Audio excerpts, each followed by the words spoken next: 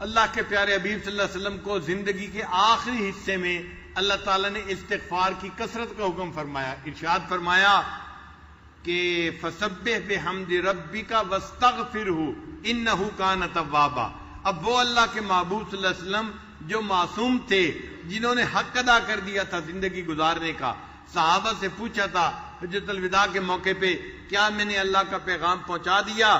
صحابہ نے 1,24,000 نے مل کر کہا تھا، ہم زبان ہو کے کہا تھا، اے اللہ کے حبیب صلی اللہ علیہ وسلم ادیت الامانہ، آپ نے امانت کو پہنچا دیا. نصح الامہ، امت کو آپ نے نصیحت کر دی. صحابہ نے جب تصدیق کی، نبی علیہ السلام نے شہادت کی انگلی آسمان کی طرف اٹھائی اور کہا اللہ مشہد، اللہ گواہ رہنا، میں نے اپنی زندگی کے مقصد کو پورا کر کے دکھا دیا. تو جنہوں نے زندگی کے مقصد کو پورا کر کے دکھا دیا، اللہ ان کو بھی فرما رہے ہیں آپ اللہ کی تسبیح بیان کیجئے اور استغفار کیجئے، اللہ تعالیٰ توبہ کو قبول کرنے والا ہے.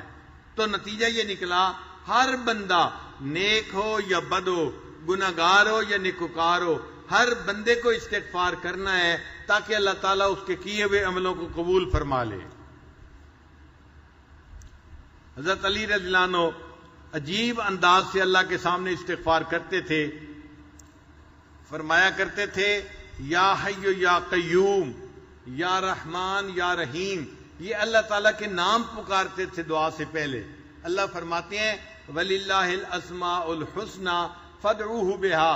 اللہ تعالیٰ کے پیارے پیارے نام ہیں، ان ناموں سے اپنے اللہ کو پکارو. چنانچہ وہ اللہ کو اس کے پیارے ناموں سے پکارتے تھے، یا حی یا قیوم، یا رحمان یا رحیم. اغفر لی الذنوب التی تحل النقم. اے اللہ میرے ان گناہوں کو معاف کر دے جو میرے اوپر ذلت کو حلال کر دیتے ہیں.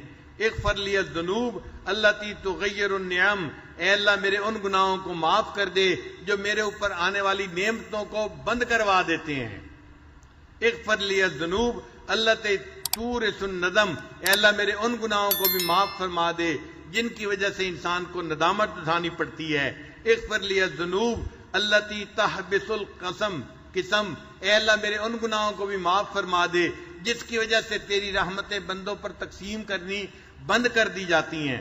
اغفر لی الذنوب، اللہ میرے ان گناہوں کو بھی معاف کر دے الذی تنزل البلاء، کہ جس کی وجہ سے بلائیں نازل کر دی جاتی ہیں.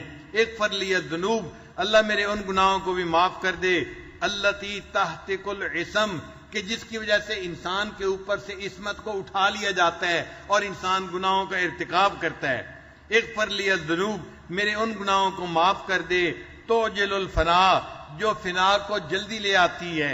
اغفر لی الذنوب تزید الاعداء، میرے ان گناہوں کو بھی معاف کر دے جن کی وجہ سے انسان کے دشمنوں کو بڑھا دیا جاتا ہے. اغفر لی الذنوب تقطع الرجاء، ان گناہوں کو بھی معاف فرما دے جن کی وجہ سے امید کو کاٹ دیا جاتا ہے.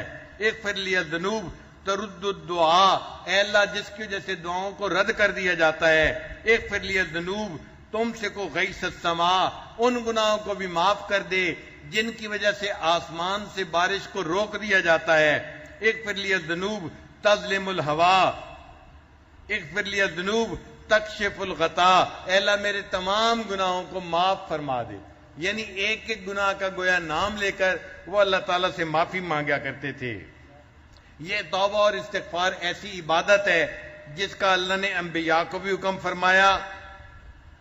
ایسی عبادت ہے جس کا نفع دنیا میں بھی ہوتا ہے، آخرت میں بھی ہوتا ہے. ایسی عبادت ہے جو اپنے لیے بھی کرنے کا حکم ہے اور دوسروں کے لیے بھی کرنے کا حکم ہے. انسان اپنے لیے بھی استغفار کرے اور اپنے دوسرے مسلمان بھائیوں کے لیے بھی استغفار کرے. ہم بھی استغفار کرتے ہیں اپنے لیے اور اللہ کے فرشتے بھی ایمان والوں کے لیے استغفار کرتے ہیں. یہ ایسی عبادت ہے، ہمیں اس عبادت کو کثرت کے ساتھ کرنا چاہیے.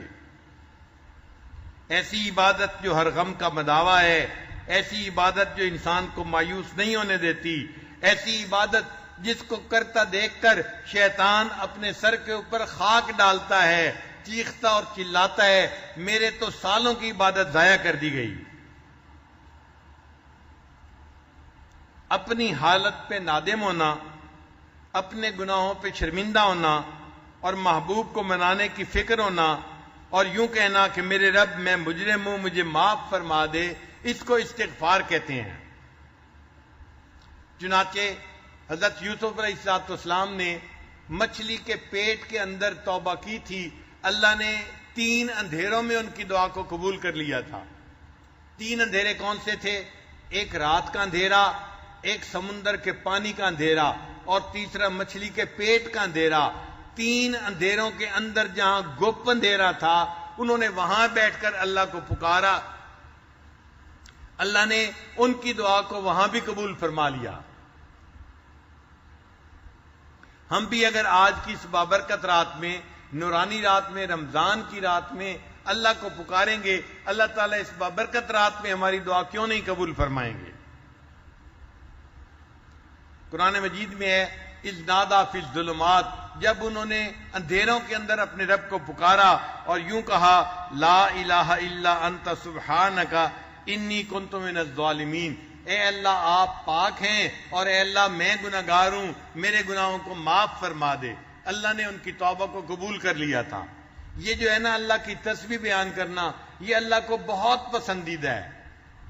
تسبیح پڑھنے کی وجہ سے اللہ نے ان کو مچھلی کے پیٹ سے نکال دیا تھا۔ اللہ تعالیٰ قرآن مجید میں فرماتے ہیں فلولا انہ کان من المسبحین، کہ اگر یوسف علیہ السلام اللہ کی تسبیح نہ پڑھتے للبث فی بطنہ الی یوم یبعثون، وہ قیامت تک مچھلی کے پیٹ کے اندر رہتے۔ انہوں نے اللہ کی تسبیح بیان کی، اللہ نے مچھلی کے پیٹ سے نکال دیا۔ اگر یونس علیہ السلام نے مچھلی کے پیٹ میں اللہ کی تسبیح بیان کی تھی، اللہ نے ان کو مچھلی کے پیٹ سے نکال دیا تھا۔ ہم بھی گناہوں کی مچھلی کے پیٹ میں گھسے ہوئے ہیں، ہم باہر نہیں نکل پا رہے۔ آج کی اس رات میں ہم اللہ کی تسبیح بیان کریں گے اور اللہ کو پکاریں گے، اللہ تعالیٰ گناہوں کی مچھلی کے پیٹ سے ہمیں بھی نجات عطا فرما دیں گے۔